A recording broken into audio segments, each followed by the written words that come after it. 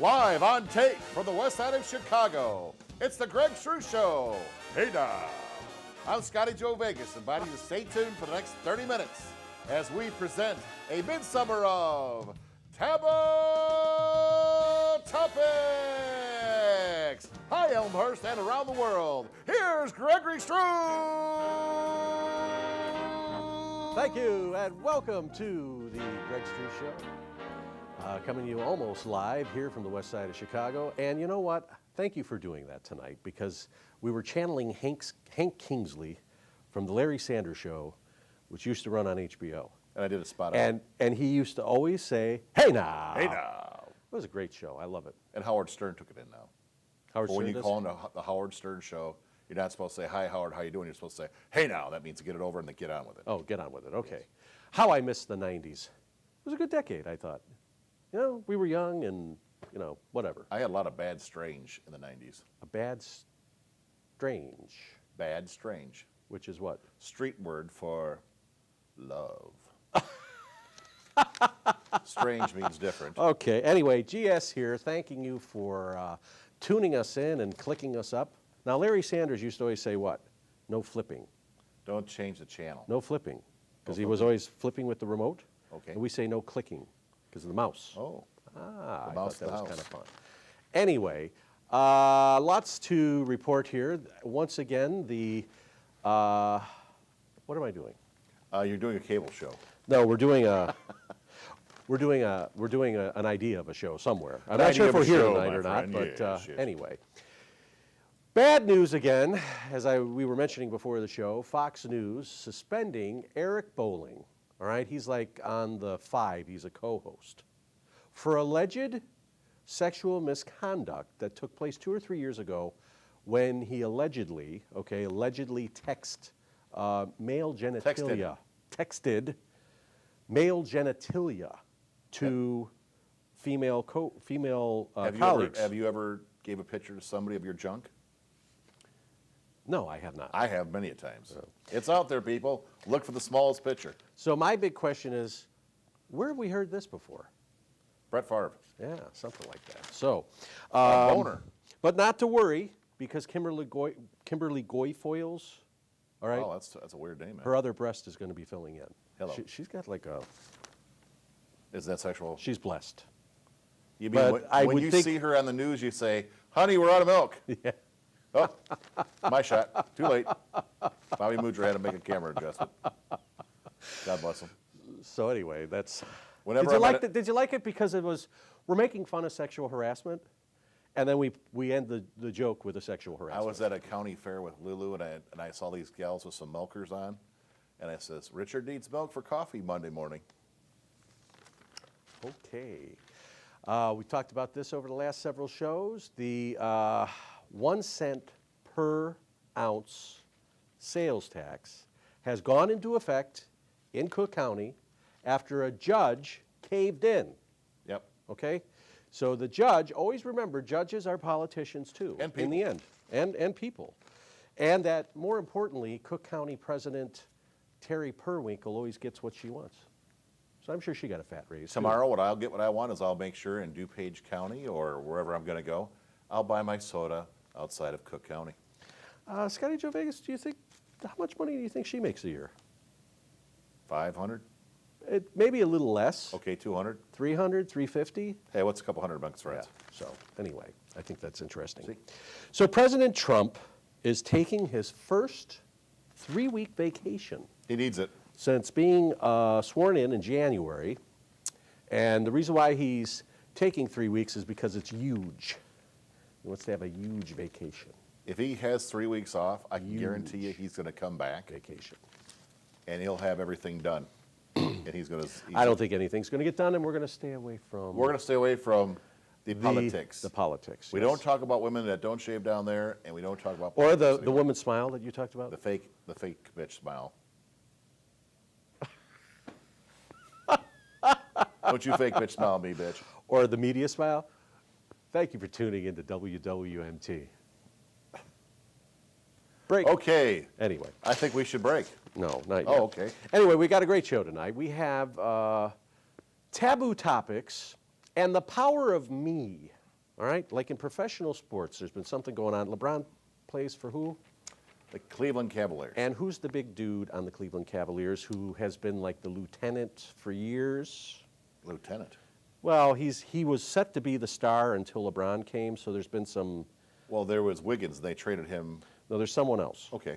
So you're not familiar. I'm probably pretty... I thought you would be up on this. I am up. I have street cred. All right, so anyway, the power of me can work several different ways, okay? So when we talk about recovery work, overcoming an addiction of some kind, the power of me is very important. However, in addiction itself, when I'm drinking, doing, major risk type behavior, high risk, sex all the time, gambling all the time, eating all the time, whatever those things are, the power of me works against me. In recovery, the power of me hopefully elevates and gets me back on track. Right. So talking about LeBron, the guy that wants to be traded. Irving. You're right. Okay, so Irving, they were talking that he's suffering from a me complex, okay, because for years he's been the number one guy. And now LeBron came, or he was stepping into the number one position, and now he's in a back seat because... He's second fiddle no matter where he goes. Yeah, so he wants to move, so they're saying that he has a me complex, that his, ego's getting in the way. But I think there comes a point in time where we've served our time and want to be elevated to the main position. But some of us don't have that sometimes. We don't have the juice, as they say. Well, LeBron had the juice. That's why he said, "You're my bitch," and he's figured that out. And he's like, "I'm out of town." Right. I'm so leaving. We're going to talk about the power of me, how it works in our favor, how it can work in our favor, and how it can also maybe stand in the way of advancing our careers and advancing ourselves. I'm Greg. This is The Greg Show, and we are reinventing. Can we see this? Reinventing community television. Can we see this camera, Shot, please? please. What you got to say? Number 3, please. And we are reinventing community television here from the west side of Chicago. Thank you for joining us, and we'll be back in just a moment.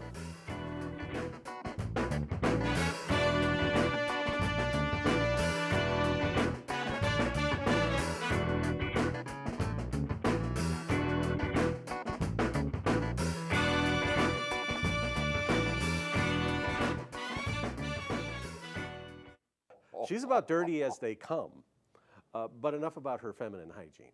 Here's the thing. Send your letters to Greg Struss. She fainted, and I don't know if it's because of the smell. My God. Where are you going, Greg?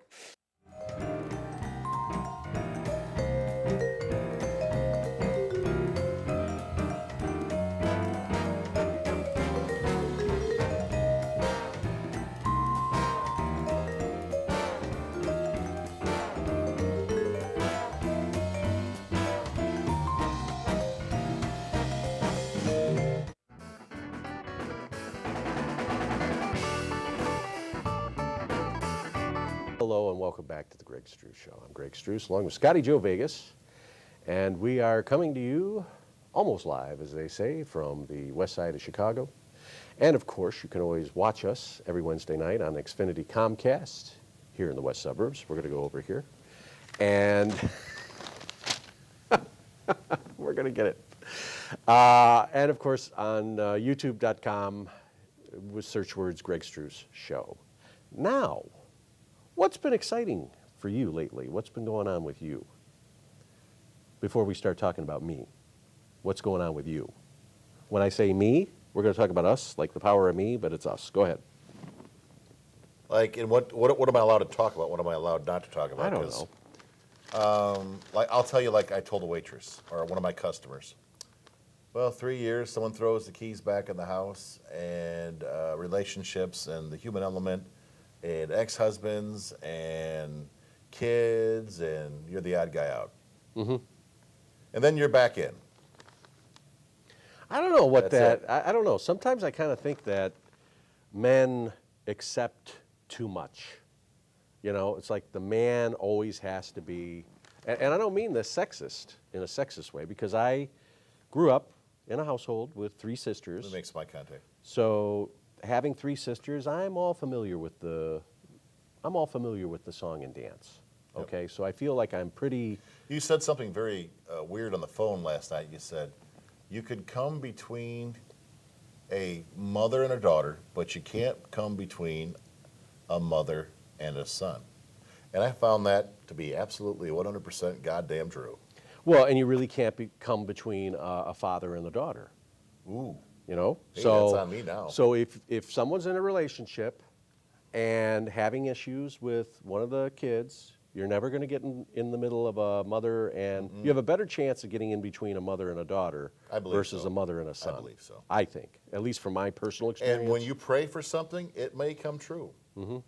And God bless the Lord. And there's a saying that we have to be careful of what we pray for and what we hope for, But because sometimes an enormous amount of responsibility comes with responsibility certain things. is a very cleaned up word there. Yes, I would say it's, you know, if you're going to pray for somebody, you know, and you're like, hey, God, give this guy a shout out, and maybe he doesn't need it, you know, maybe he needs to let God be God with him, and boy, look at that chin. And there you go. I'm going to have a lot of bread tonight. Maybe not. Maybe just some salt soup. You know, we're sitting like in the. I said, welcome to the law office. Yes. Because we're sitting here in these different seats. What today. show do you think uses these seats? There's like other shows out here. There's a legal show that uses these seats. I think Paul, You're the guy losing your that does customers. You got to speak to the Paul that does the shot, please, for Greg. Okay. Who's the guy that does the Comcast shows? He does the theater shows. I can't think. He's also on CLTV. So he does a show out here, and I think they use these chairs as well. Somebody waved at me today. Really? Yes, out of the studio, and I was like, I wonder who that was. So they must like Scotty Joe Vegas. Anyway, I was we were exhausted. talking before we were talking like towards the end of the monologue about this me thing, okay? The LeBron James and the other gentleman you were talking about. Why is Kyrie Irving. Okay, Irving. So Kylie Irving's been with the team for a number of years. 3 years, 4 years. Okay, maybe. and he was in line to become The Emperor. the main guy. I don't know what in basketball. What do they call the guy? The alpha male.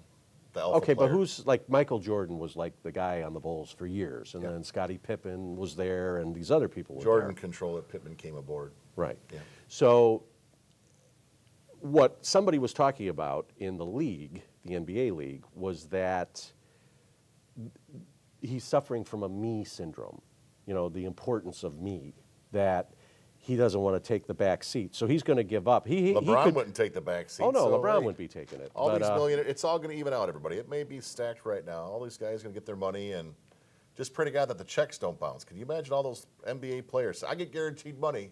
Money goes overseas, doesn't come back. Terrorists bomb the banks in Switzerland. It's all over. Our economy will collapse. Get your money on the stock market right now. This is August of 17. And you base this on what? What do you base this on? A fortune teller, the Jim Baker show, and my aunt's luck.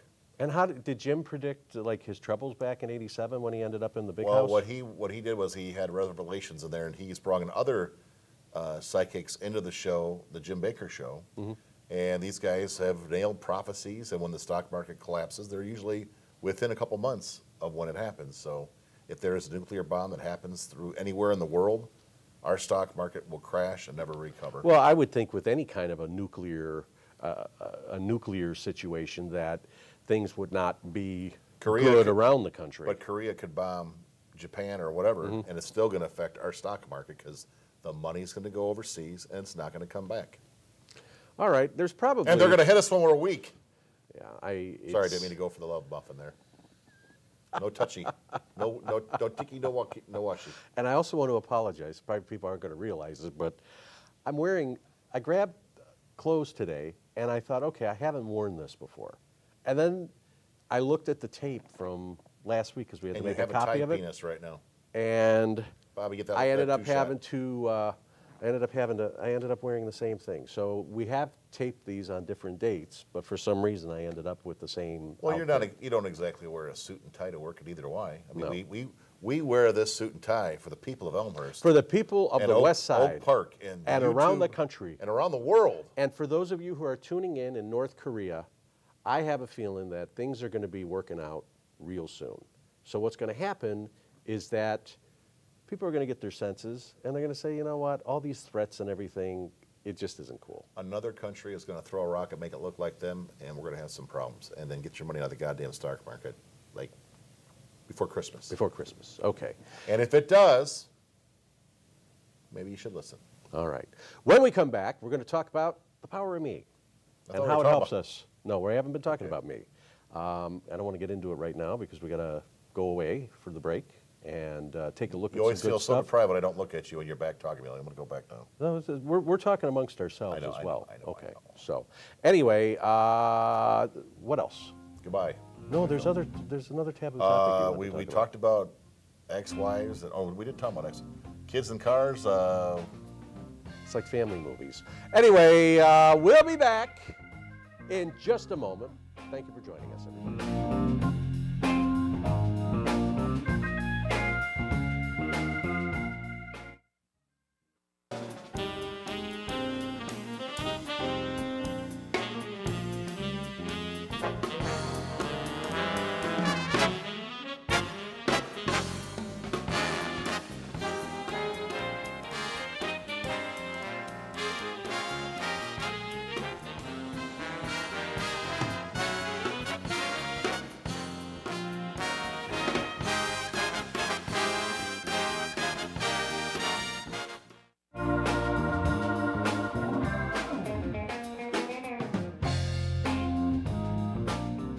And we have returned. Thank you for joining us.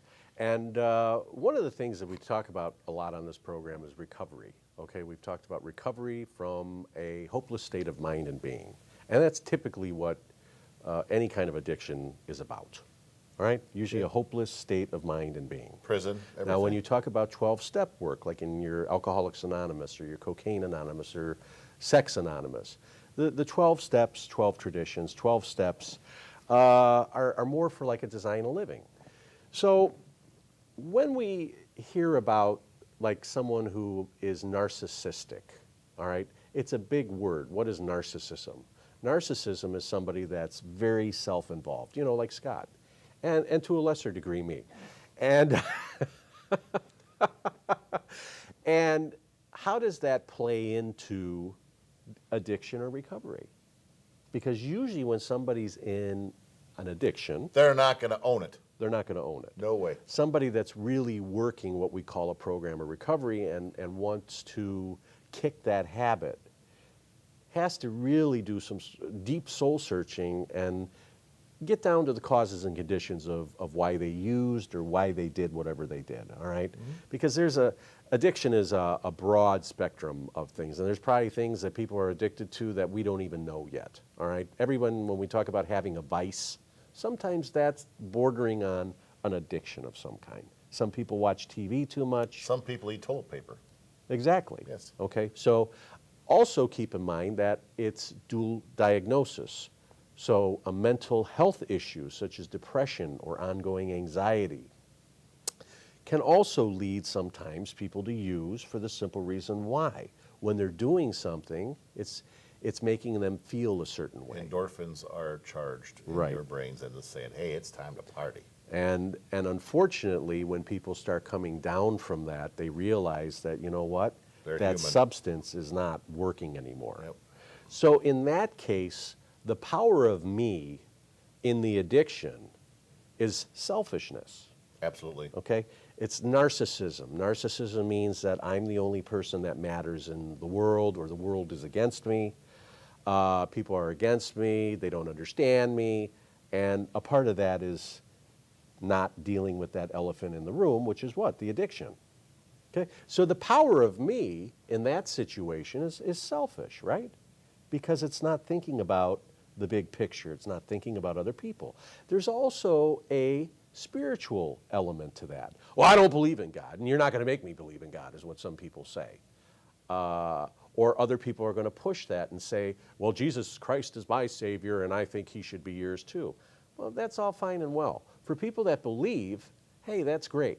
But there are people that don't believe in that. And you know, we are now living in a society where there are a lot of people that don't believe in that higher power, Christ, God, Buddha, whomever that is, okay? So it's important to find that strength, that source of strength, and that's why a lot of times people get into the meetings, because there's a point of admitting that there's powerlessness, and that my life has become unmanageable, and that I somehow want to return to this so-called normal way of life. So it's a step-by-step process. But sometimes those people that don't believe in God, it's not their time to believe in God. Exactly. It takes a lifetime sometimes. And you know, and when we live in, I don't know about you, but when I was growing up, the criticism that you hear as a child, the guilt, the white guilt. Yeah, white guilt, whatever it is. It's white guilt. And it kind of stays with you. So then when you reach a point where you're your own person, I'm done with it. and you say, I don't want to believe in God anymore. I don't believe in God anymore. You're criticized. Well, what do you mean? We raised you a certain way, and that's not right, and there goes the judging again. Okay? So when someone is trying to recover, when they're in the process of recovering from this situation, now where does the power of me shift? The power of me shifts into helping other people, helping myself, getting back on that road and opening those doors. So do you see the power of me on the addiction side? Mm-hmm. It's not really a good power, because what's it doing? It's putting up a bunch of walls. Just put a bunch of walls, and you got to say, okay, I am this, but I'm standing behind this wall. Yeah. I love God. I don't push God on nobody, but I tell you what, He's changed my life. And you hear these stories that people have. And I'm no better than anybody else. Right. My problem with people in God sometimes, and I'll say this, is when I want something, then I believe in God. I want to win that $1 million, or I want to meet that nice young lady, or I want to, it's all about me again.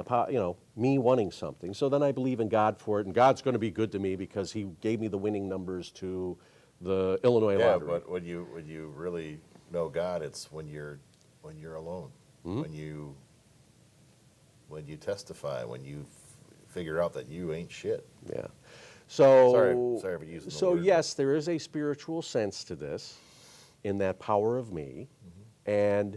and hopefully the ability to realize that the power is within me. Now, a lot of people will say, I don't know about you, but God made me sober, and God keeps me sober. Now, the way I was raised, going through Catholic school, mm-hmm. was that God helps those who help themselves. But that's a different church talking to you, and these other guys are with the other church. Right. I mean, there's always been a war on Catholicism, by the way. Because the one guy came over and says, I don't like the way that you do your stuff, and they split up. The First Baptist, the Second Baptist, the Third Baptist Church. Right. How many, So what we're going to talk about here is non-denominational, all right? We're just speaking in terms of nitty-gritty, and addict. Okay, climbing out of the river, getting on a raft. Okay, so what we're discussing here, yes, there's a spiritual element. A lot of times people say that, they associate the spirit with money, with God. All right, a God-like and some individual. people get scared away from it because of money and the human element. Right. Yeah. So this power of me that develops in the recovery process is now getting rid of the shame, the guilt, and those barriers. In AA they talk about the bondage of self. And I think that's really interesting. Now, Scott will think, oh, bondage, I'm really into that. No, the bondage of self are those things that are holding us back. I have it. And I would be... By not saying hello to somebody sometimes, that you're in bondage because you're all up here going, mm-hmm. you're thinking about 5 different things, and that person says, good morning. Yeah. Now, I am no expert in any of this, all right? These are things that I've learned in my life and in my travels, and things that have worked for me. But by no means am I perfect. Am I an expert in your life? Just try to pass on some of these things that I've learned in life and what has worked. So I really think that power of me needs to focus on making the world a better place. Absolutely. And making it a better place for me, but also making it a better place for you. For us. And for us. Yes. So the power of me, again. That's righteousness right in there. Addiction Yep. is the self-righteousness, the selfish behavior, everything else.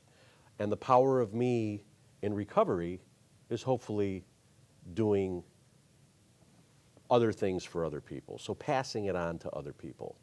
And how do I get better doing that? We're going to discuss that when we come back in just a moment.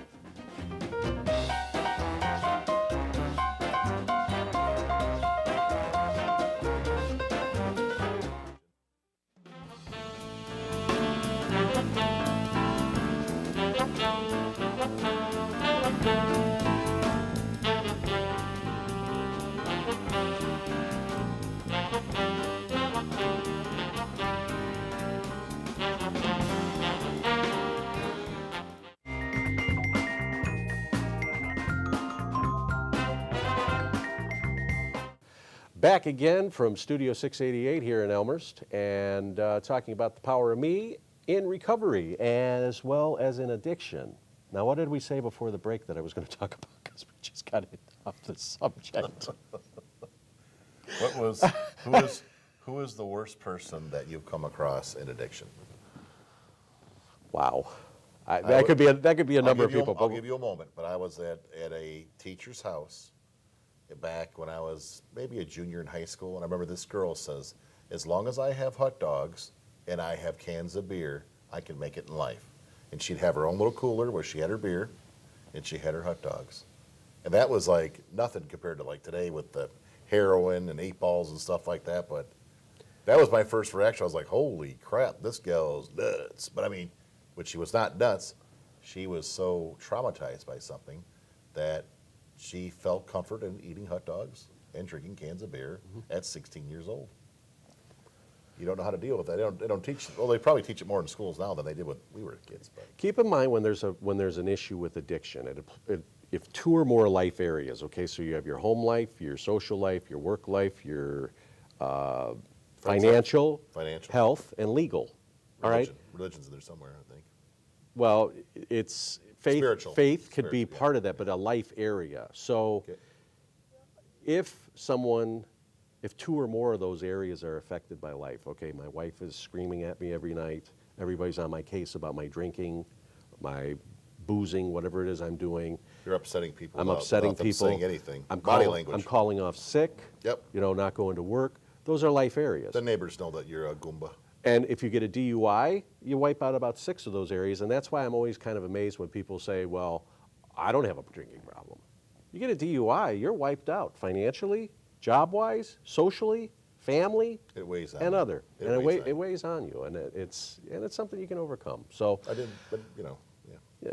So anyway, the whole reason of this is I think it's important for us, especially in this time where we're living in different areas with different kinds of people, to realize that we're not the only people and that my beliefs and values aren't shared by everybody else. I have to understand that. I have to understand that other people don't believe in God. I have to understand that other people don't have a work ethic. I have to understand that I'm not perfect. And I wish I had more patience on certain things. And even though I've always been told you're a good guy and a good person, I kind of scoff at that because I feel like I can be a better person. We all can be better. And the things that I feel and the stupid anger that I have sometimes over stupid stuff, I wish I could shake that. But I guess that's part of the human condition, right? That's all part of it, baby. So anyway. That's all part of it. That's all of it. Yeah. I think we touched on some good stuff tonight. I'm very touched. Yeah. Serious. So anyway, you can dial us up or click on us at google.com and you see a bunch of shows. Anyway, Greg Struss, thank you, Bobby Mudra, our director as always, and Scotty Joe Vegas, and we'll see you again next time. Thank you for tuning in, everybody. Gloria Jeans, Elmhurst.